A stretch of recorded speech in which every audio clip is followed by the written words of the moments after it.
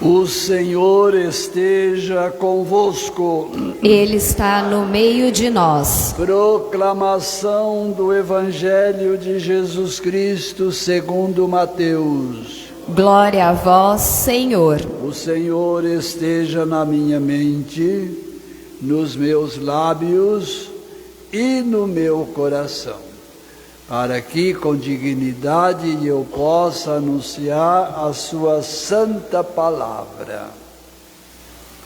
Naquele tempo, Jesus foi à região de Cesareia de Filipe e ali perguntou aos seus discípulos: quem dizem os homens ser o Filho do Homem? Eles responderam: alguns dizem que é João Batista, outros que é Elias, outros ainda que é Jeremias ou algum dos profetas. Então Jesus lhes perguntou: e vós, quem dizeis que eu sou? Simão Pedro respondeu: tu és o Messias, o Filho do Deus vivo. Respondendo, Jesus lhe disse: feliz és tu, Simão, filho de Jonas, porque não foi um ser humano que te revelou isso, mas o meu Pai que está no céu. Por isso eu te digo que tu és Pedro, e sobre esta pedra construirei a minha igreja, e o poder do inferno nunca poderá vencê-la. Eu te darei as chaves do reino dos céus. Tudo o que tu ligares na terra será ligado nos céus.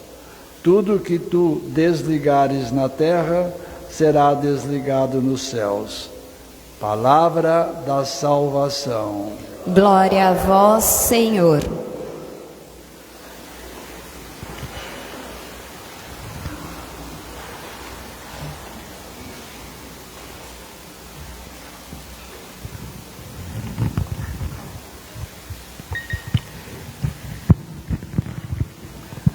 Povo de Deus, mais uma vez a gente fala da festa da união, portanto da igreja, na pessoa de Pedro e Paulo, São Pedro e São Paulo. E nós temos 3 momentos na liturgia da palavra, para nós festejarmos essa grande união que é a igreja. O primeiro momento é ali na primeira leitura, que a gente vê, palpa, sente que a oração mexe, a oração liberta, a oração é repleta de valor e nunca decepciona.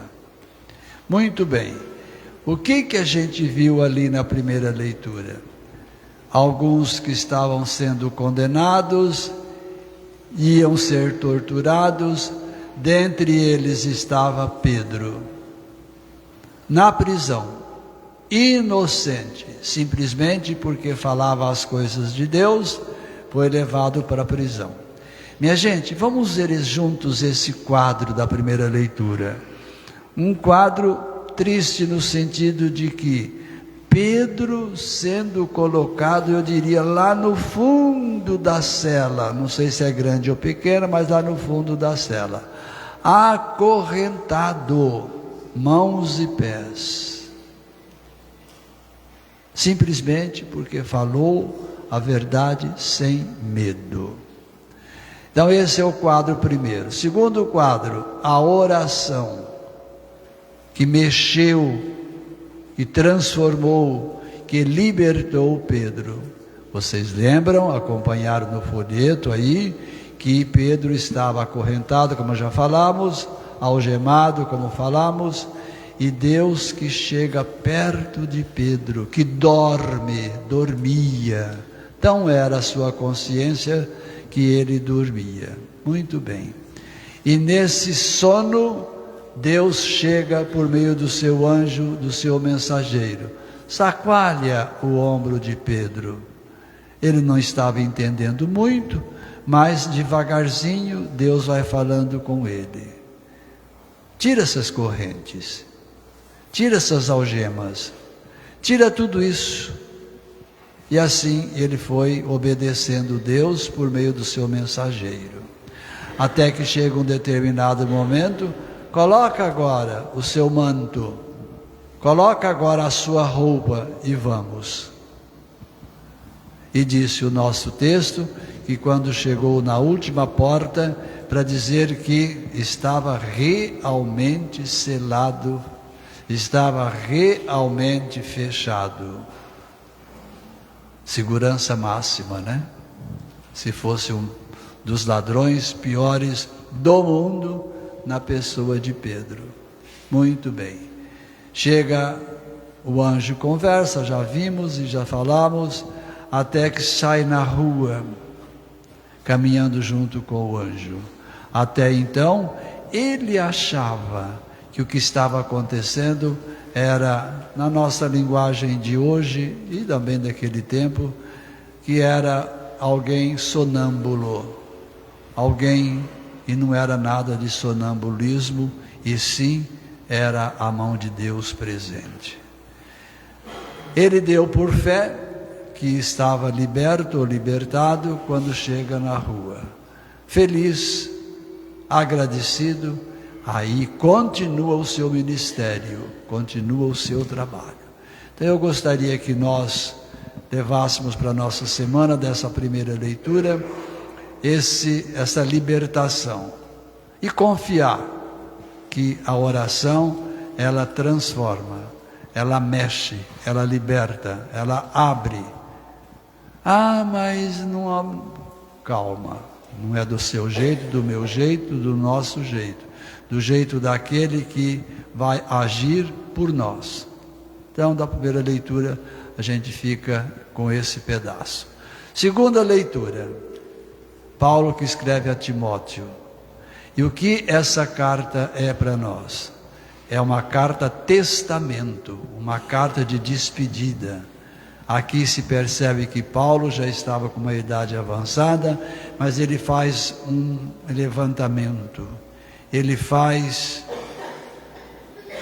uma lista e coloca no painel, coloca no telão, onde que ele diz: já está chegando a minha vez, já está chegando a minha hora, já está chegando a minha partida. E o que ele coloca? Eu combati o bom combate, eu terminei a minha carreira. O mais importante, acredito eu que ele deve ter falado, eu guardei a fé. O que resta agora? A coroa de tudo aquilo que eu fiz, de tudo aquilo que eu aprontei, que é o coroamento daquilo que ele realmente aprontou. Esse painel, ele traz desde o momento de sua conversão por Jesus Cristo, até aquele momento que ele está terminando a sua caminhada. Sem medo,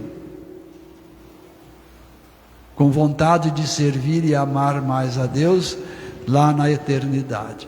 Então veja, meu bom povo, nessa segunda leitura, nós vamos levar o valor, que valor? O valor da oração também, da conversão também, mas sobretudo em união com o Cristo que o esperava. Terceira leitura, que é o Evangelho. Nós vimos quem? Agora é o Cristo que converteu Paulo. Por que não Pedro? Por que não outros? O Cristo que dialoga, o Cristo que conversa, o Cristo que está presente. Mas esse Cristo, homem, também queria saber se o povo sabia quem era ele. Então tem dois grupos, um grupo maior e um grupo menor. O grupo maior inserido no grupo menor, e esse grupo menor que é interrogado. Portanto, dá para a gente perceber que naquele tempo já tinha pesquisa, né? Fez uma pesquisa. O que o povo aí fora acha, pensa que eu sou?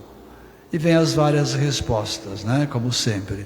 Uns falam que você é Elias, outros falam que você é João Batista, outros falam que você ressuscitou dos mortos, e assim são várias as respostas. E o Cristo que ficou escutando cada uma das respostas da pergunta que ele fez. Muito bom. Mas ele olha para o grupo pequeno. Isso aqui foi o que o pessoal falou ali na praça, ali na rua, ali no pátio. Agora quero ver vocês. Quem sou eu? Quem sou eu para vocês? Um olha ali, outro olha acolá, um cutuca aqui, outro cutuca acolá. Pedro levanta a mão e diz: eu sei quem que você é. Ah, é? Quem sou eu?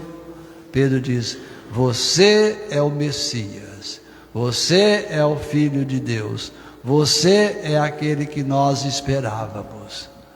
Jesus põe a mão no queixo, olha com carinho, feliz da vida, dá a nota máxima, porque ele aprendeu bem a lição. E valoriza a pessoa de Pedro.